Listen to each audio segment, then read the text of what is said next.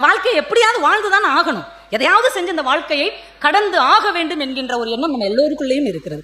நம்ம பாரதி பாஸ்கர் மேடம் இருக்காங்க இல்லையா, அவங்க ஒரு சிறந்த பேச்சாளர் மட்டும் இல்ல, அவங்க ஒரு அருமையான எழுத்தாளர். அவங்க எழுதின புக்கு இங்க இருக்கும்னு நினைக்கிறேன். சிறகை விரி பற அப்படின்னு ஒரு புத்தகம் எழுதியிருக்காங்க.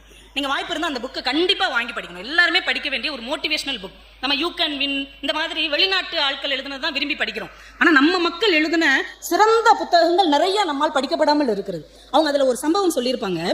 டாக்டர் ஹோவர்ட் சாமர்வெல் அப்படிங்கிற ஒரு இங்கிலாந்துக்காரர், அவருடைய லட்சியம் என்னன்னா எவரெஸ்ட்ல ஒரு தடவையாவது ஏறி அந்த உச்சியை தொட்டணும் அப்படிங்கிறது அவருடைய லட்சியம். பல தடவை முயற்சி பண்ணி தோத்து போயிருக்கிறார்.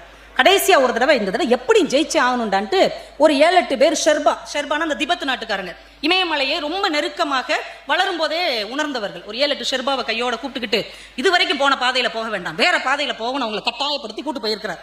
கிட்டத்தட்ட பாதி தூரத்துக்கு மேல போயிட்டாங்க, அடிச்சு பிடிச்சு போறாங்க.